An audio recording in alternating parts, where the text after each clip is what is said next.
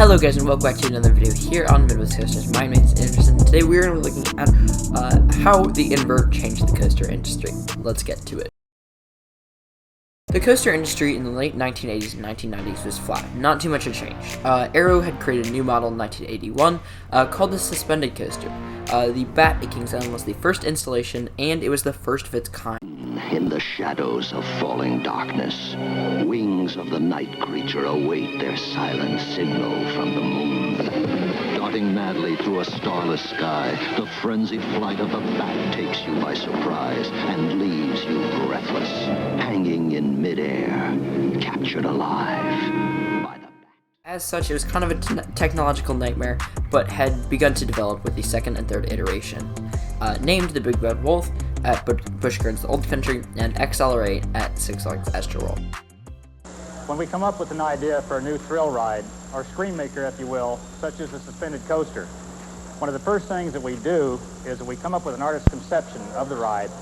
Then many times we find that to check the ride dynamics, we make a scale model such as this. Pete, can you let it drop now?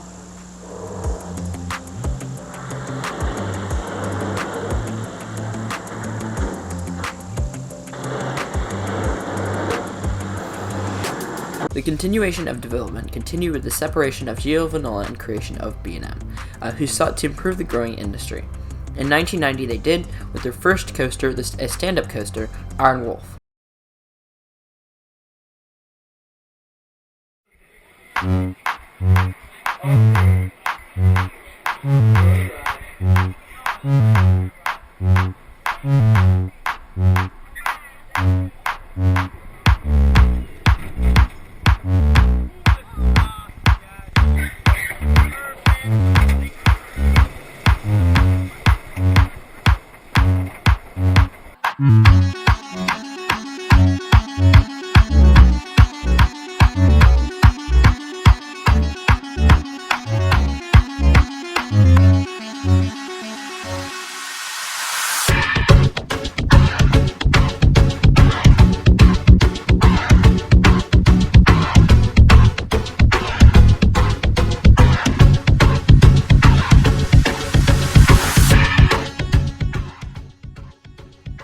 It was a new model at the time, but B&M had seen some success.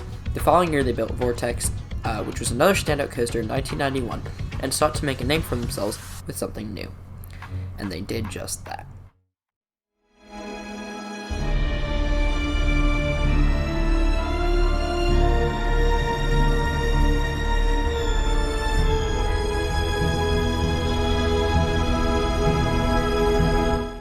Answer the call to Batman, the ride. Imagine the air below, the sky above, as you fly through a zero-gravity roll on the world's greatest suspended outside looping nothing like it on Earth experience. On May 9th, 1992, Batman, the ride, opened to the public to rave results. Here we are, Batman, the ride.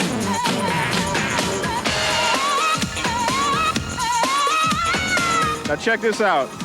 I'm gonna hold the mic all the way through this ride and explain to you all the sensations that I'm feeling so that you, the television audience at home, can actually live and feel the ride as we're doing right now.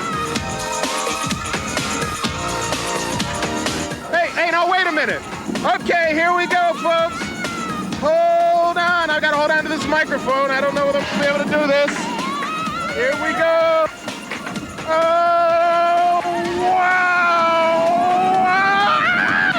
Anybody notice that I sound a lot like Gilbert Gottfried on this ride? Oh, no, another loop!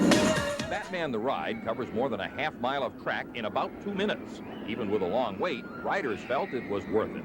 Oh, yes! It's the best right here! It's so good! Batman is the best! How was that? I'm gonna get some interviews now. Oh. Beautiful. What'd you guys think of the ride? What'd you think? Oh, it was great! Huh? It was great! Best coaster you've been on, you think? Yes! The best yet. You guys gonna go again? Yeah, let's go again! We're going again! We're going again! The ride just goes 50 miles an hour and is 100 feet, much slower and 30 feet shorter than the coaster that was removed the previous year, Tidal Wave.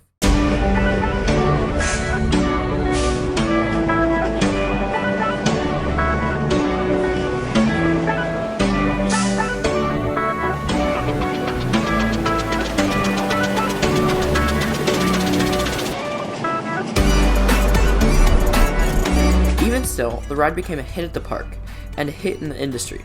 Bolliger and Mabillard sold more inverted coasters than every other model in their history, and sold more than 10 Batman clone coasters.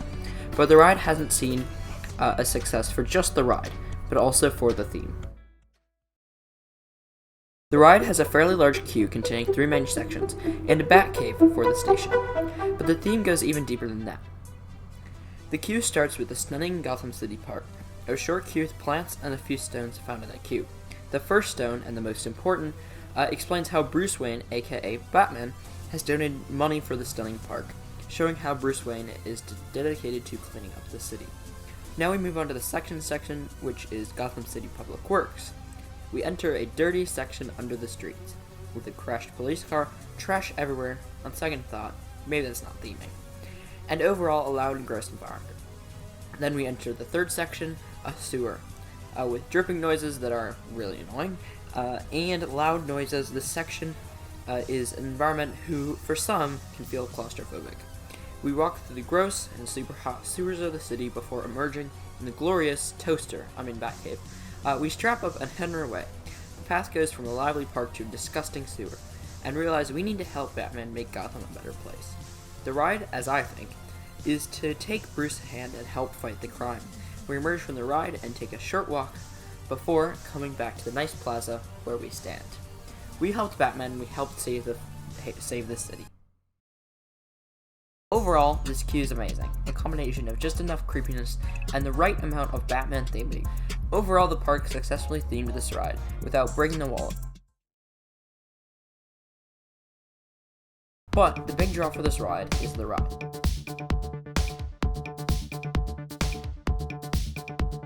In 2 minutes, the ride packs 5 fanciful inversions and exciting layout. Despite the low speed and height, packs a punch.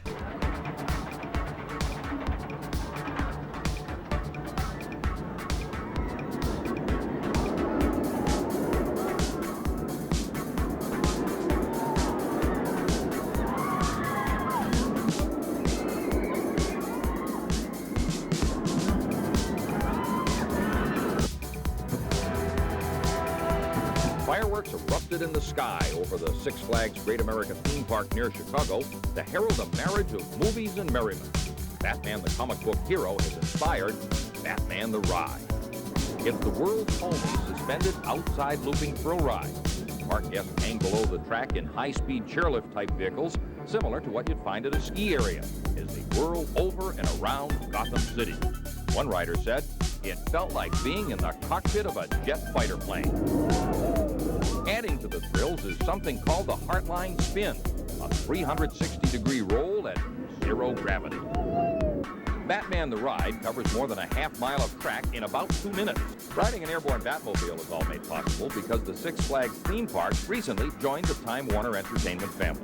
The ride behind us illustrates the synergy of Time Warner and Six Flags, that we're able to create an entirely new experience that probably has never existed in the theme park, with every element of a thrill ride. I mean, this is the most exciting ride. This is probably the big daddy of them all now, combined with probably the most exciting entertainment franchise, Batman. Ride has 2 vertical loops, a 0-0 and what the park calls a wingover. 2 of them. But what the ride really did is inspire an industry. At 2 minutes, the ride made history. Some of the best inverted coasters like Monsoon Banshee would have never been created had for Batman the Ride. As well as the best themed inverts like Nemesis and Alpengeist wouldn't really exist.